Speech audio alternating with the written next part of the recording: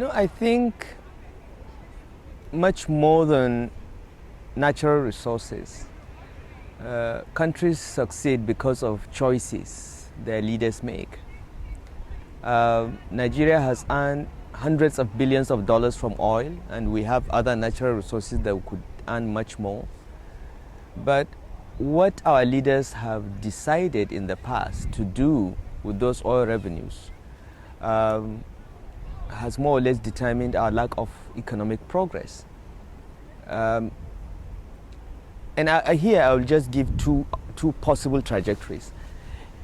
A nation that chooses to use its natural resource revenues to build infrastructure, to lay the foundation for an export economy, and encourage its people to be productive and export, is more likely to succeed in the long term than a country that chooses to use its revenues to import, to be a rentier state, and just get nothing done.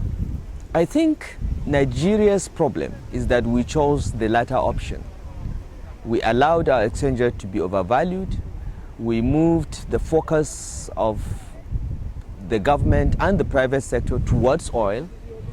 And because oil is so easy to make money from, you just sit back and collect dollars every month for doing very little. It makes the whole society dependent and lazy and creates a rentier state. What is called Dutch disease in many ways: overvalued exchange rate, propensity for imports rather than productive exports, and so on. If you compare what Nigeria did with its oil revenue with Indonesia, countries that are similar in many ways, both huge countries, diverse nations with lots of oil, the difference is clear. We made certain choices in the 70s when our head of state at the time, General Yakubu Gowon, said Nigeria's problem was not money but how to spend it. But if we had spent it on infrastructure, on export incentives and industrialization, Nigeria would have been a completely different country today.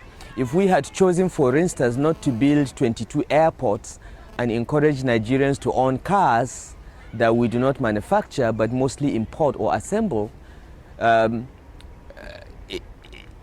Nigeria is where it is. We could have chosen to build a national rail system. That's a different trajectory. Nigeria would have been different. We could have chosen to encourage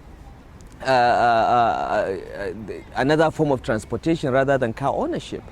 So it again comes down to the quality of leadership and the choices that leaders make.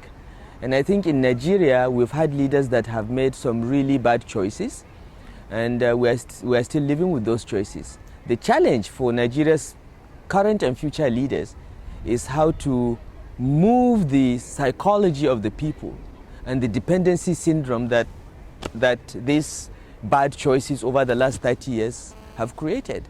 And one of the outcomes of these choices, of course, is high levels of official corruption. And it is a tough job to begin to restructure the incentives in the society to change this.